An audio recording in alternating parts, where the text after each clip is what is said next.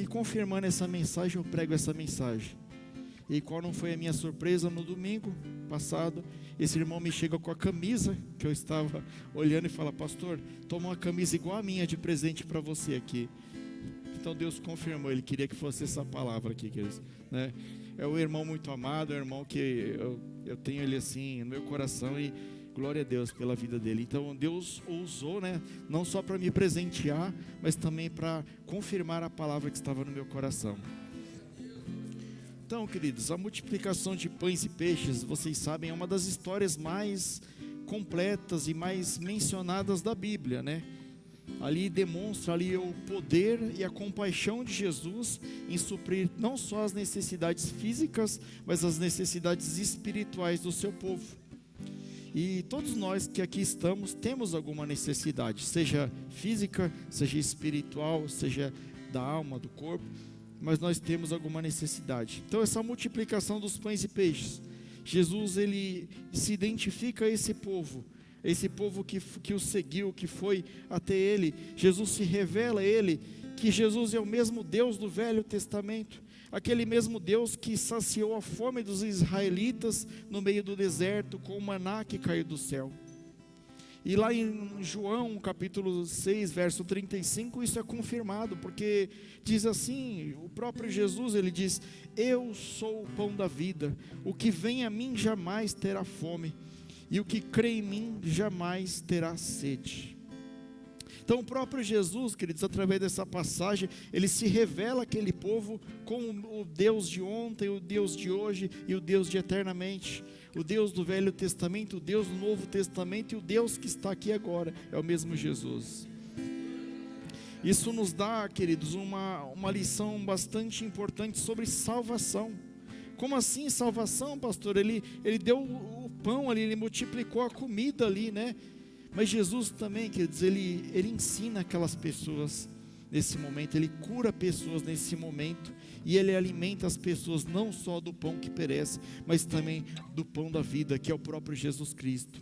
E Jesus revela ali a mensagem principal ali, que é a graça de Deus, né? Vocês observem, nós lemos aqui, diz a palavra que os discípulos estão voltando de um evangelismo que eles foram fazer por ordem de Jesus.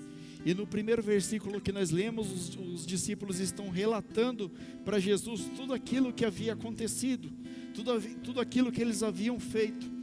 E Jesus chega para eles e fala assim: ó, vamos descansar, vamos para um lugar afastado, porque muitos deles ali não tinham nem tempo de comer.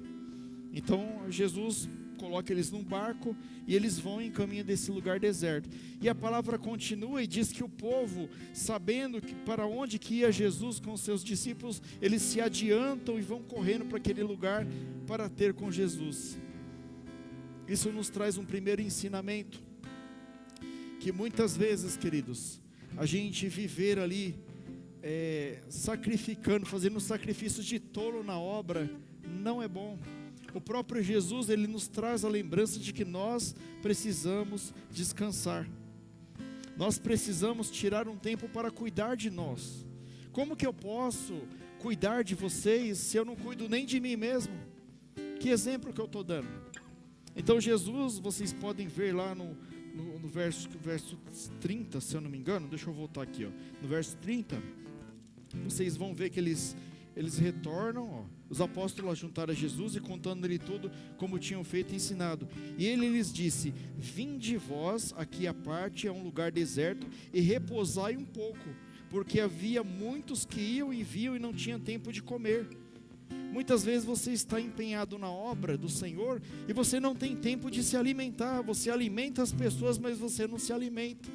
E o primeiro ensinamento que fica aqui do próprio Jesus, com as próprias palavras deles: se separa um tempo para você, separa um tempo para você descansar, um tempo para a sua família. Não faça o sacrifício de tolo, descanse um pouco. Mas logo na sequência, queridos, quando eles estão chegando naquele lugar, Deus também nos traz outro ensinamento: você deve descansar, mas o meu reino é prioridade. Porque quando eles chegam lá, que eles pensam que eles vão tirar as férias dele, a palavra diz que Jesus vê aquela multidão e compadecido daquelas pessoas, ele resolve pregar para elas, ensinar a elas, e ocorre aqui o milagre da multiplicação dos pães e peixes. Isso é para introduzir você aqui na história, como que aconteceu. Então Jesus mostrou a compaixão e o poder, porque Jesus ele se preocupa com as pessoas, principalmente com as pessoas que o buscam, e aquelas pessoas estavam o buscando. É certo que aquelas pessoas que o buscavam, elas o buscavam por causa da cura, por causa do pão que perece. E assim mesmo, queridos, aquelas pessoas, elas buscando pela motivação errada, Jesus se compadeceu delas e Jesus a ensinou. Então aqui a gente fala de graça, mas a graça ela vem acompanhada do ensinamento. Por quê? Porque primeiro Jesus as ensinou, primeiro Jesus pregou para elas, primeiro Jesus as curou, as tratou. E a palavra de Deus diz que aquele que ama Jesus é aquele que tem a sua palavra. E muitas vezes nós falamos, não pastor, mas é a graça, é a graça. Sim, é a graça, mas se você não tem as palavras de Jesus guardadas no seu coração, se você não cumpre as palavras de Jesus no seu coração, você não está fazendo valer a graça, você não está cumprindo aquilo que Jesus te ensinou. Então é disso que nós vamos falar. Jesus ele é um Deus gracioso, e essa passagem fala exatamente disso, mas nós temos que ter a palavra do Senhor em nosso coração. E vamos continuar. Então, primeiro ponto que eu queria falar com vocês aqui, havia uma necessidade dessa multidão, né? Jesus se compadece ao vê-la, está lá no versículo 6:34, né? O verbo compadecer, ele está falando aqui de empatia. Jesus ele estava indo com os discípulos para descansar, mas ele vê as pessoas lá esperando por eles, ele se põe no lugar da pessoa, ele fala, não, eles estão lá porque eles querem, eles precisam, eles estão lá como ovelhas sem pastor, eles precisam de alguém para orientá-los. E quando você busca Jesus, queridos, jamais ele vai te abandonar. Jesus, aonde você for buscá-lo, lá ele vai estar, basta que você o busque.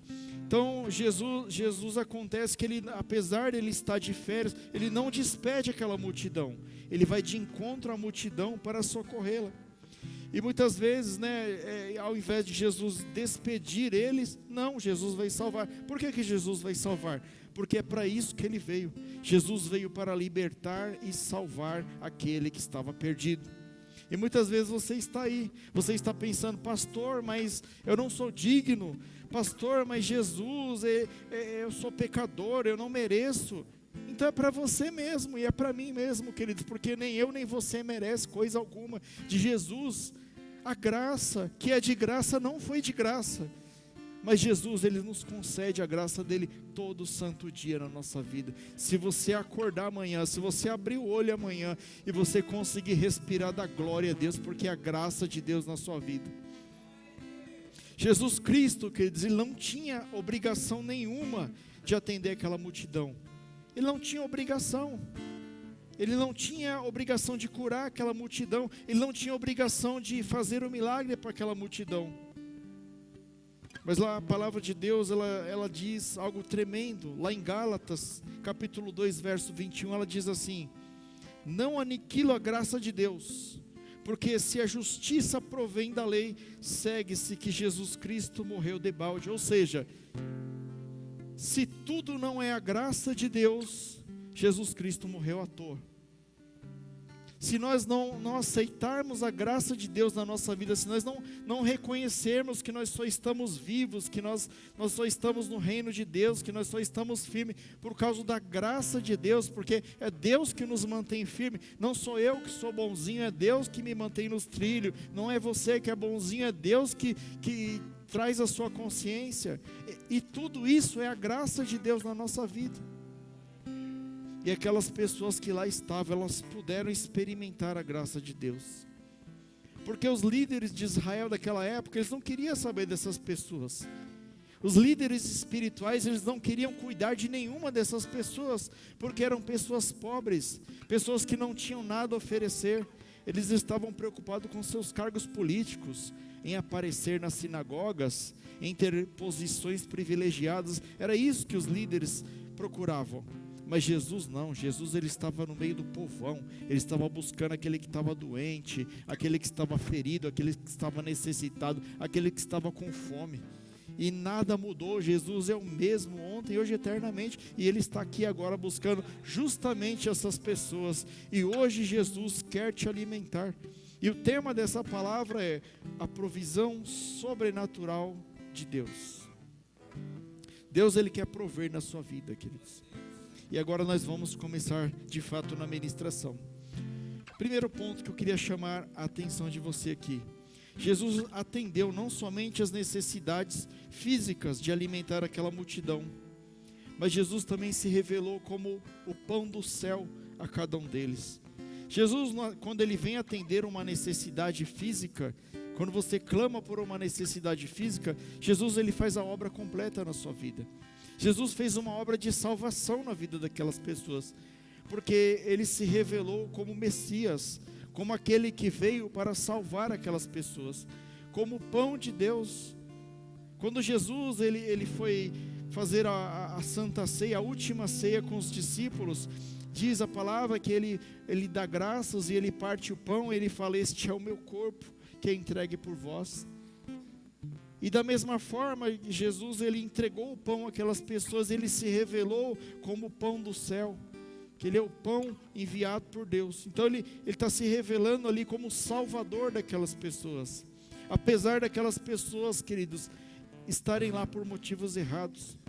E muitas vezes nós agimos como essas pessoas, mas graças a Deus pela misericórdia que nos acompanha todos os dias. Muitas vezes nós somos ingratos, muitas vezes nós buscamos o pão que perece. Nós temos aqui, vamos ter aqui o culto da mulher aqui no sábado, vai ter o culto das mulheres.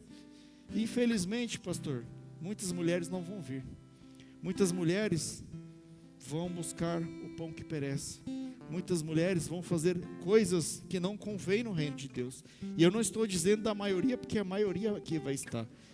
É claro que há uma exceção ou outra, não pode, um motivo de saúde, isso e aquilo, mas, queridos, sempre que você puder buscar a Jesus, venha.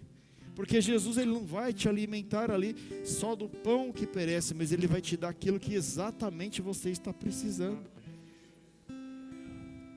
Você sabe, queridos, que aquela multidão ela buscava o pão que perece. E Satanás ele sempre usou o alimento como uma armadilha. Se você olhar para a Bíblia, você vai ver que o alimento é a armadilha de Satanás, desde o primeiro homem lá.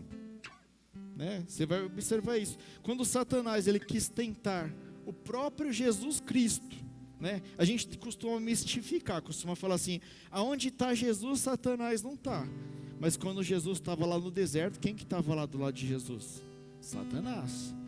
E ele fala assim para Jesus, eu vou ler aqui na íntegra: e disse-lhes o diabo: se és o filho de Deus, dize a essa pedra que se transforma em pão. Está lá em Lucas 4:3.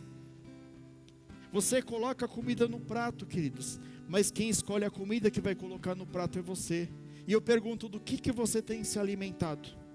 Você tem se alimentado do pão da vida, ou você tem se alimentado do manjar de Satanás?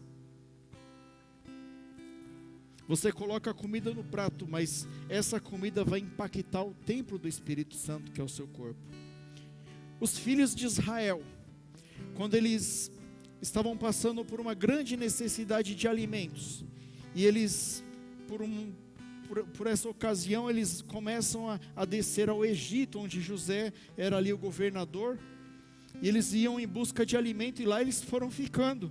E acontece que passado um tempo muda o faraó, e esse faraó deixou de conhecer José, e todo aquele povo que foi buscar o alimento acaba virando escravo por 400 anos. Eles foram buscar alimento e ficaram escravos por 400 anos, quando os filhos de Israel desceram ao Egito. Outro exemplo, Esaú, o irmão de Jacó, ele vendeu a sua primogenitura por um prato de lentilha. E eu pergunto para você: quantas vezes que você está trocando a sua primogenitura, a tua santidade, o Espírito Santo que habita em você, o batismo com o Espírito e com o fogo, por um prato de lentilha, por um artista famoso, por um passeio, por algo que não te acrescenta nada? Quantas vezes você está trocando algo importante por um prato de lentilha? Não busque o pão que perece, busque o pão da vida. Às vezes você está se alimentando de coisas erradas. Veja o exemplo de Sansão. Sansão era um nazireu de Deus. Ele não podia se alimentar de qualquer alimento, principalmente um alimento que estava num cadáver de um animal. E Sansão vai lá e come o mel que estava dentro do cadáver de um leão. E ele come daquilo ali. E o pastor falou aqui na terça-feira, mas a misericórdia de Deus é tão grande que Deus vai, Sansão, e vai dando corda, e esperou até o último segundo.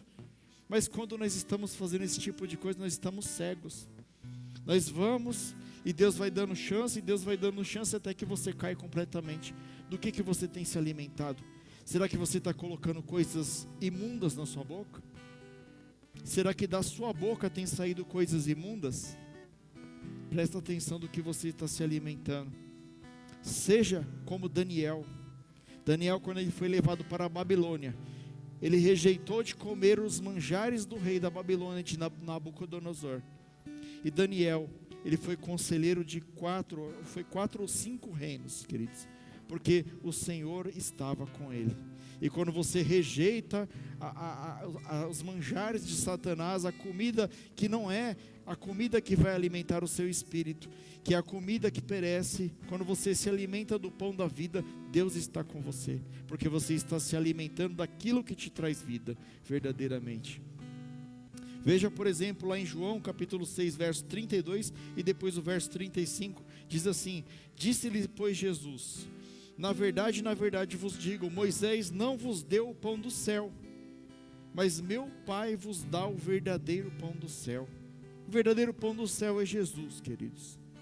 E lá no verso 35, e Jesus lhes disse: eu sou o pão da vida, aquele que vem a mim não terá fome, e aquele que crê em mim nunca terá sede. É em Jesus que nós temos que crer. Mas não somente isso, acerca do pão que foi servido, nós também vamos falar aqui da iminente incapacidade dos discípulos. Primeiro ponto aqui, os discípulos querem despedir a multidão, está lá no versículo 35 e 36, nós lemos aqui. E o argumento deles é válido, queridos. Eles tinham um argumento, e eles apresentaram os argumentos dele. Primeiro, era um lugar deserto. Não tinha o que comer, não tinha nem o que comprar no meio do deserto ali, um ambiente desfavorável, cheio de mulher e de criança, a noite chegando, um lugar perigoso, deserto. Mas Jesus não estava apenas cuidando daquela multidão, mas também ele estava provando os discípulos, porque é no deserto que Deus ele vai te provar, é no deserto que Deus vai ver qual o seu tipo de fé, se você vai despedir as pessoas ou você vai ficar com o abençoador. A hora já estava avançada, a noite já estava caindo, as sombras já chegando, toda sorte de perigo de um deserto à noite já estava brotando. E os discípulos querendo dispensar aquelas pessoas, e eles tinham razão, queridos, porque humanamente olhando, não tinha o que fazer, não tinha como proteger, não tinha como alimentar aquelas pessoas. Mas uma coisa que eu quero deixar para vocês aqui, é que às vezes você está no deserto, e quando as coisas parecem que não pode piorar, começa a anoitecer, e quando parece que não pode piorar, você está com fome, e quando parece que não pode piorar, você não tem o dinheiro para comprar, e muito menos o lugar para comprar o mantimento. Mas Jesus, queridos, Ele quer transformar o teu deserto no palco dos teus milagres, porque é lá que Ele vai fazer a glória dEle, quando aquilo que é improvável para você, é provável para Deus. Deus pode agir onde o homem não pode agir. Eles não tinham recurso para comprar alimento para a multidão, nem para os apóstolos, tudo era desfavorável, o lugar era deserto, a hora era avançada, os discípulos enfatizaram o que eles não tinham.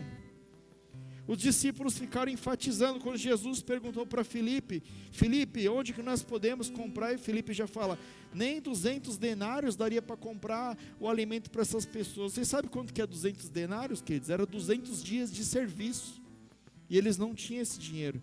E quando Jesus ele prova Filipe fazendo essa pergunta, Filipe já vem com 7 pedras. Não, Senhor, mas não tem nem onde comprar, nem 200 denários não daria. E depois vem André e Jesus fala assim, olha, vão e vê o que esse pessoal tem aí para comer. E André vai e retorna e fala assim para o Senhor, Senhor, só tem um rapaz lá que tem 5 pães de cevada e 2 peixinhos. E a Bíblia ela enfatiza que é pão de cevada, por quê, queridos? Porque pão de cevada era usado para fazer comida para animais. Então era um pão muito simples, muito barato. E 2 peixinhos, ali fala peixinhos, porque devia ser 2 tilapinhas, assim, 2 piabinhas, desse tamanhozinho, assim, pequenininha. E André, quando ele relata isso para Jesus, ele fala, ó, temos isso, na sequência ele já é negativo, que ele fala assim, temos isso aqui, mas não dá para nada, Senhor.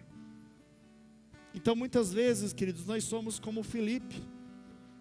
Jesus ele faz a proposta para você, é Ele que vai te manter, é Ele que vai fazer tudo na sua vida, e você já recusa de imediato, você já joga areia, você já coloca defeito, você já não quer fazer. Ou às vezes você é como André, que de início você fala, Senhor, eis-me aqui, mas não vai dar, acho que eu não vou conseguir. Você apresenta alguma solução, você apresenta aquilo que Deus te pediu, mas depois você volta atrás. E a palavra diz que Deus não se alegra daqueles que começam e voltam atrás. Então eu queria chamar a atenção de vocês para isso. A incapacidade apresentada pelos discípulos. E para piorar a situação, a palavra diz que Jesus ele fala, então me traz aqui esses alimentos, esses pães, esses peixes. E Jesus dá graça, e ele dá aos discípulos para repartir, mas ele dá uma ordem aos discípulos. Quando os discípulos apresentam as incapacidades diante de Jesus, Jesus fala isso para eles, dai-lhes vós mesmos de comer. Mas Jesus, nós já falamos que não dava, que não tem onde comprar, que não tem dinheiro, que é pouca coisa que tem, e o Senhor ainda fala para nós dar de comer. Como que é isso, Jesus? Porque Jesus, queridos, quando Ele te prova, Ele já está com a solução. Quando Jesus ele permite você entrar numa prova, você tem que dar graças a Deus. Senhor, graças a Deus que o Senhor me colocou nessa prova, porque se o Senhor colocou, é o Senhor que vai me tirar dessa prova. Eu creio. Jesus tudo ele dava graças, ele pegava o pão, ele dava graças, e ele partia, ele pegava o vinho, ele dava graça, tudo ele dava graça, porque tudo que vem de Deus é graça. A multidão, queridos, diz a palavra, de 5.000 homens, fora mulheres e crianças. Estima-se que era mais ou menos 20.000 pessoas, né? 5 pães para 20.000 pessoas, ia dar uma briga, hein? Não ia sobrar pão para ninguém lá. Aí você se depara com essa situação, e Jesus fala, dai-vos vós de comer, se vira aí, dá um jeito, né? Aí você fala, Jesus, como é que eu vou fazer? Então os apóstolos não tinham de comprar pão, estava com um problema que estava no deserto, queria dispensar a multidão, mas Jesus não queria nada disso. Jesus queria os apóstolos perto dele, Jesus queria a multidão perto dele, Jesus queria alimentar aquela multidão. Aí você muitas vezes fala, e o que eu vou fazer? O que eu posso fazer então, pastor, numa situação dessa, que é diante de mim é apresentada a minha incapacidade humana, eu não posso fazer nada. Eu falo para você, com toda certeza, para de correr atrás da bênção e busca o abençoador.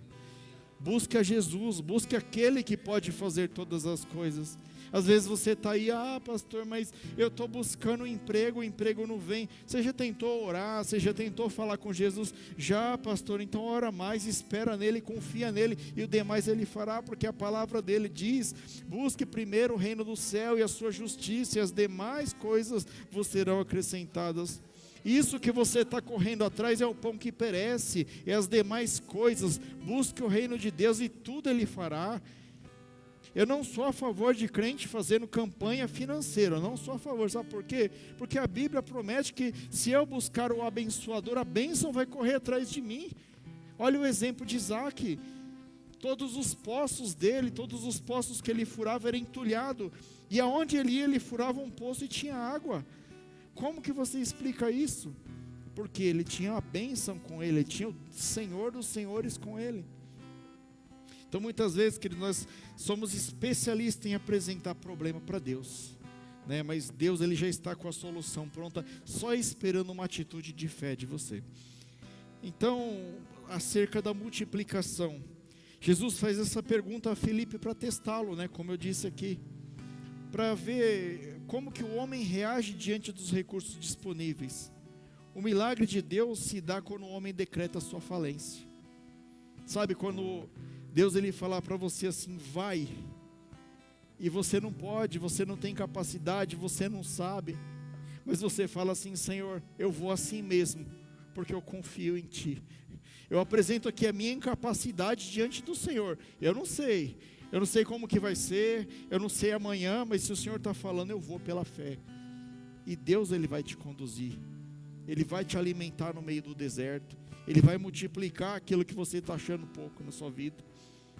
Então Filipe ele se demonstra, né? Muitas vezes nós nos concentramos ali nas nossas limitações, nós oferecemos limitações a Deus, Deus nos oferece oportunidade, nós damos limitações para Deus. Quando suas possibilidades se esgotam, queridos, aí entra a ação de Deus. Quando eu estou fraco, é que forte eu sou.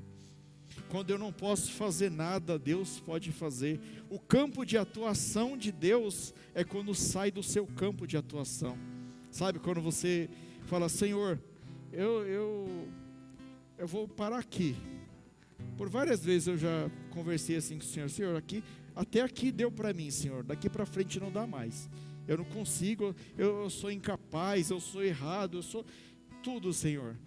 Mas eu confio que o Senhor pode me ajudar.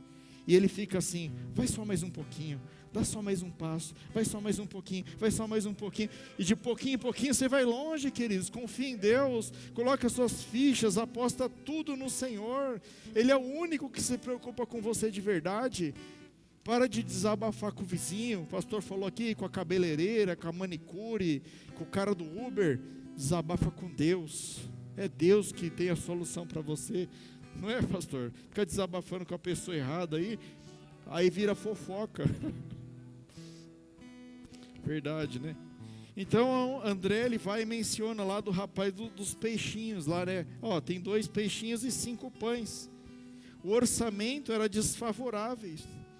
Mas aquilo que nós achamos pouco para nós, queridos, na mão de Deus pode se tornar muito. Aquilo que é pouco para mim e para você, na mão de Deus pode se tornar muito. Por isso que Deus, às vezes ele prova a gente. Você lembra da parábola dos talentos? Que a um foi dado 5, a outro foi dado 2, a outro foi dado 1, e o outro enterrou e o outro multiplicou. Deus ele nos prova. Se você for fiel na prova no pouco, Deus vai te colocar no muito. Então André ele vai e apresenta ali diante de Deus e fala, ó, só tem isso aqui, Senhor. Sabe por quê, queridos? Isso aqui traz uma mensagem espetacular da Bíblia. Isso aqui é uma mensagem grandiosa. André chega e fala, Senhor, temos 5 pães e 2 peixes, mas esse negócio é pouco. Isso traz um pouco da história da igreja. Se você observar a história da igreja, né, em toda a Bíblia, tudo se originava numa fagulha de fé. Tudo começava com uma fé do tamanho de um grão de mostarda. Tudo começava de uma pessoa improvável. Tudo começava, queridos, da moedinha da viúva. Tudo começava de uma mãe que não podia ter um filho. Tudo começava, queridos, de um punhado de farinha e um pouco de azeite. Tudo começava de um homem que tinha a língua presa, que era gago. Tudo começava de um homem que era o menor da sua tribo. Mas Deus ele é especialista em pegar aquele que é menor e transformar naquele que é maior, queridos. É isso que Deus quer fazer. Esse é o milagre da multiplicação de Deus. Porque Deus, queridos, Ele não depende de recursos, de grandes recursos. O principal recurso da igreja, e essa igreja aqui é uma prova disso, o principal recurso dessa igreja é fé.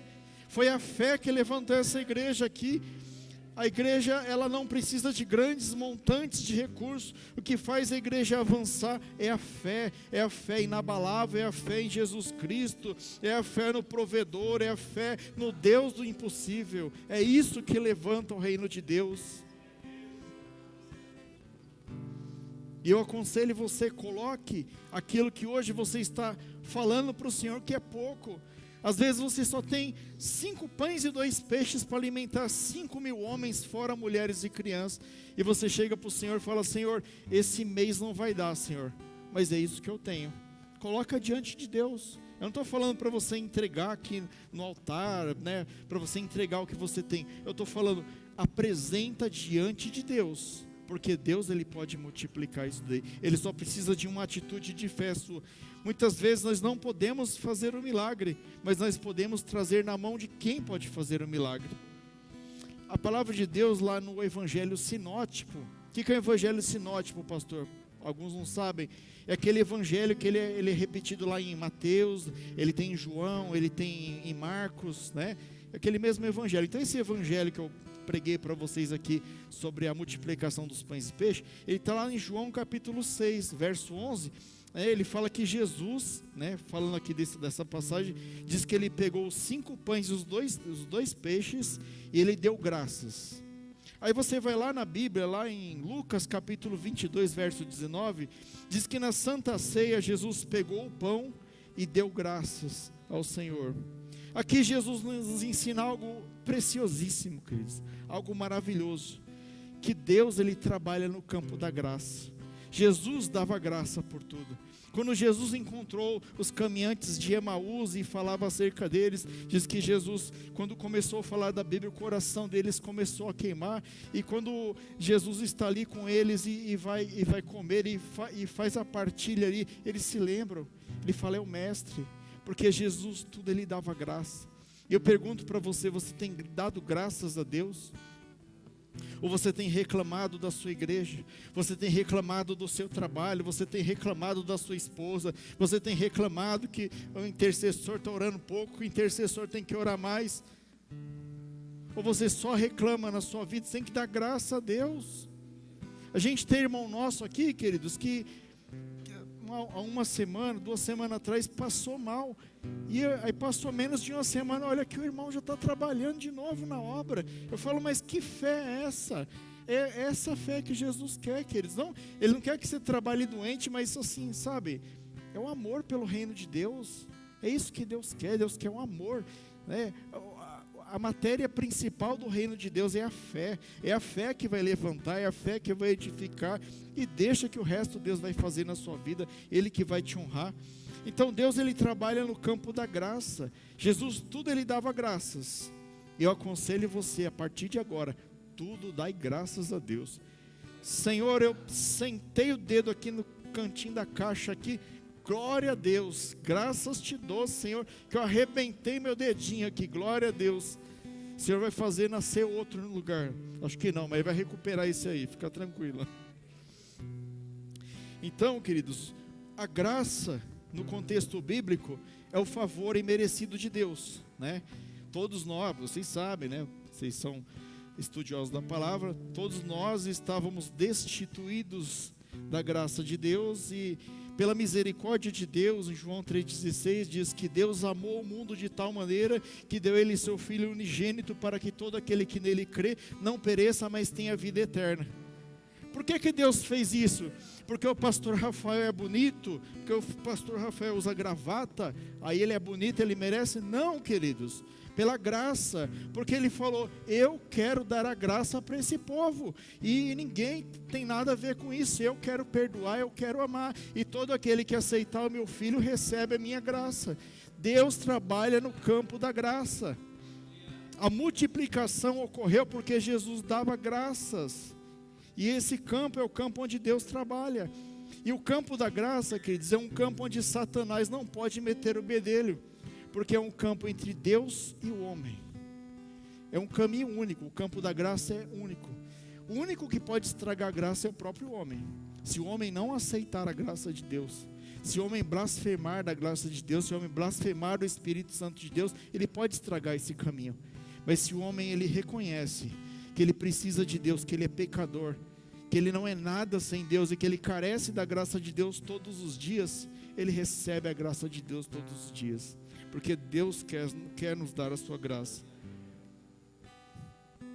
Quando nós reconhecemos a soberania de Deus, queridos, e expressamos a gratidão a Ele, aí você vai ver as coisas acontecer na sua vida. para de reclamar um pouco e começa a agradecer mais a Deus. Eu gosto demais, queridos, do apóstolo Paulo, né? Porque ele entendia uma coisa que às vezes a gente não entende. Paulo, ele enfrentou naufrágio. Paulo foi chicoteado. Paulo foi preso em Roma. Paulo foi expulso em Filipe. Paulo foi decapitado em Roma. Paulo sofreu demais. Mas aqui que Paulo falava, como que Paulo era sensacional. 2 Coríntios 12:10. Por isso sinto prazer nas fraquezas, nas injúrias, nas necessidades, nas perseguições, nas angústias, por amor a Cristo. Porque quando estou fraco, então sou forte. Esse homem é um exemplo, queridos. Ele entendeu o que é a graça de Jesus. Quando Jesus falou para ele, a minha graça te basta, ele entendeu. Ele falou, amém, Senhor, a tua graça me basta. Ele sabia que a forte mão de Deus dirigia o seu destino. Tudo que acontecia, ele estava sendo chicoteado. Ele falava assim, eu estou sendo chicoteado porque Deus permitiu. Eu estou sendo preso, eu vou ser decapitado porque Jesus permitiu. E se Ele permitiu, eu confio nele. Esse tipo de confiança que nós temos que ter em Deus. Então, quando você passa a agir da mesma forma que Jesus, entendendo que é a graça de Deus sobre a sua vida, que Deus ele pode multiplicar aquilo que te falta, que Deus ele pode fazer infinitamente mais do que você pensa, Deus age na sua vida de forma sobrenatural. Como eu disse, você pode declarar ao Senhor, Senhor, eu sei que eu estou nessa situação e eu não estou feliz nessa situação, mas eu te dou graças porque o Senhor está permitindo e eu vou sair dela mais forte. E se eu não sair dela mais forte, e se amanhã eu morrer e for para a glória, melhor ainda, Senhor, que eu vou estar aí contigo e eu vou ter o melhor momento da minha vida. É assim, queridos, que o crente age. O crente não tem medo da morte. O crente ele vai para cima. Outro aprendizado aqui, né, queridos? Continuando aqui, né, falando sobre Paulo aqui primeiro. Lá em Filipenses 4:11, Paulo nos dá outro exemplo. Ele nos fala outro versículo sensacional. Ele diz assim, Filipenses 4:11. Não estou dizendo isso porque esteja necessitado, pois aprendi a adaptar-me em toda e qualquer circunstância. Sei o que é passar necessidade e sei o que é ter fartura. Aprendi o segredo de viver contente em toda e qualquer situação, seja bem alimentado ou seja com fome, tendo muito ou passando necessidade. Tudo posso naquele que me fortalece. Glória a Deus. Essa daí os professores do CRAU sabem de cor, hein? Glória a Deus. E outro aprendizado aqui, queridos, nós já vamos terminar, já estamos quase terminando aqui. Diz a palavra que Deus pede com que separe os grupos, né, de 100, 100, 50 e 50, que eles sentem sobre a relva. Né, o povo se assenta em grupos ali, mostrando a importância da organização na obra de Deus. Todos se organizaram e todos foram atendidos, que até sobrou alimento. Deus é um Deus de ordem. Quando Deus criou o universo, Ele criou um universo de ordem. Se você observar o universo que nós vivemos, nós estamos à distância exata do Sol e da Lua e dos outros planetas, e os asteroides passam aqui, não acertam a Terra, e a Terra tem a rotação gravitacional dela, em torno dela mesma e em torno do Sol, tudo perfeito, tudo ali sincronizado em milímetros ali, porque Deus criou tudo na mais perfeita ordem. E o reino de Deus, ele age debaixo da ordem. Quando você é uma pessoa que segue a ordem de Deus, quando você é uma pessoa que se comporta conforme a palavra de Deus, Deus está no negócio, queridos. Deus ele não gosta de rebeldia, eu faço assim, se quiser do meu jeito e acabou. Não, Deus ele tem ordem no reino dele. Então demonstre que você é uma pessoa com planejamento, com obras ali segundo as vontades de Deus, que você crê num Deus de milagres. Não se desespere, não se desespere, porque se você se desesperar, você está dando mau testemunho do reino de Deus. Às vezes você está passando uma luta ali, eu não acredito mais em Deus, porque Deus não está me ouvindo, porque isso, porque aquilo. Desordem mental, queridos, porque a Bíblia fala para você confiar em Deus no bom e no mau momento. Então seja ordenado no reino de Deus, assim como eles se ordenaram para receber a bênção aqui. E abrindo um parênteses aqui, eu quero parabenizar vocês pela última sexta-feira que estava sem energia, e vocês se comportaram muito bem, vocês ouviram o rapaz aqui dando o testemunho dele, né? Eu consegui falar que todo mundo conseguia me ouvir, então nota 10 para vocês, vocês estão de parabéns, vocês são um povo ordeiro, tá bom? Louvado seja Deus. Então, mais um ponto aqui, queridos, o milagre acontece nas mãos de Deus e nas mãos dos discípulos. Como que é isso, queridos? Nós somos cooperadores da obra de Deus. Eu sempre falo toda sexta-feira aqui, queridos, nós vamos orar pelos enfermos, mas quem faz a obra, mas quem faz o milagre é Jesus. Só que Deus, ele precisa de obreiros, ele precisa de pessoas para pregar a palavra, pessoas para evangelizar, pessoas para transmitir a mídia, pessoas para orar, pessoas para isso, pessoas para aquilo. Por que quando Jesus disse, dai-vos vós de comer? Porque ali tinha uma relação de dependência. Os discípulos tinham que confiar plenamente no Deus de milagres, e a partir deles a obra se multiplicava. Então Deus, ele deu graças pelos pães e pelos peixes, ele dava aos discípulos e os discípulos distribuíam. Por isso que a Bíblia diz, né, que nós somos árvores frutíferas, árvore que vão espalhar a palavra de Deus por todo mundo, a toda criatura. É assim que funciona o reino de Deus. Ele age através daqueles que se colocam à frente. E o alimento de Jesus nos satisfaz plenamente. Jesus tem o pão com fartura, como eu disse aqui. O mesmo Deus que multiplicou o azeite da viúva, ele multiplicou os pães e peixes. O mesmo Deus que transformou água em vinho, é o mesmo Deus que está aqui agora, queridos, exercendo o seu poder sobre a minha e sobre a sua vida. E aqui, por fim aqui, queridos, eu quero dizer para você que aquilo que Deus te proporciona, pouco ou muito, com muita fartura ou com pouca fartura, é a graça de Deus. É a graça de Deus sobre a sua vida. Então, não desperdice a graça de Deus.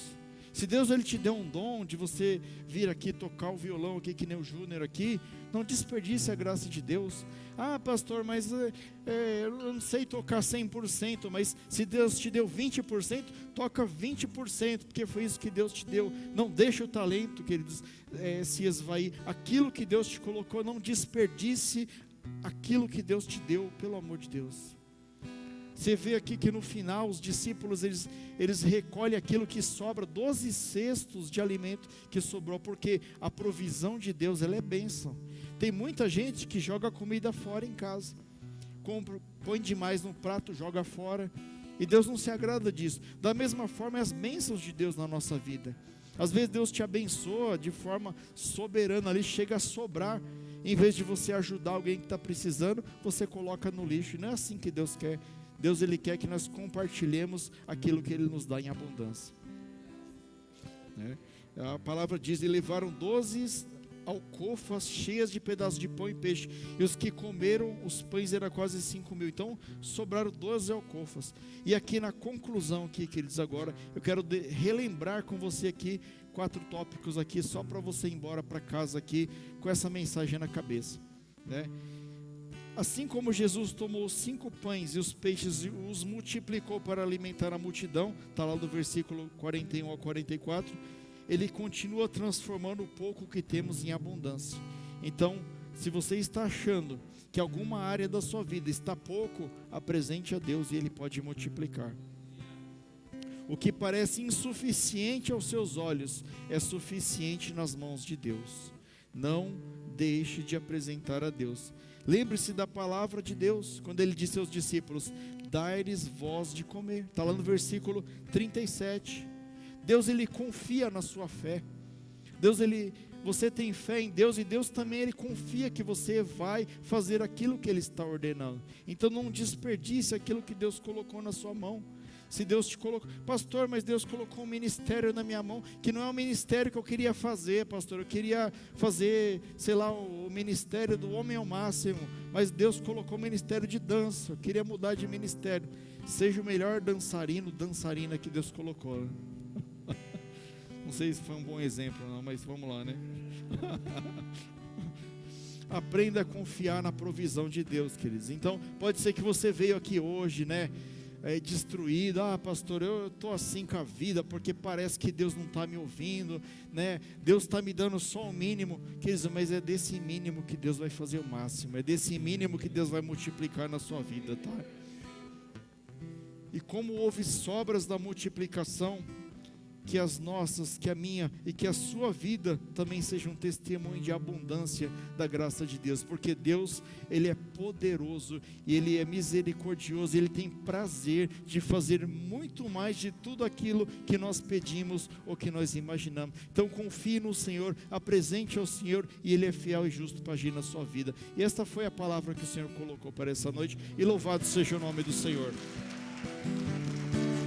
Amém, glória a Deus. Louvado seja Deus. Fique de pé, vamos orar, fique em pé. Terminamos cravado no horário, glória a Deus. Deus é bom.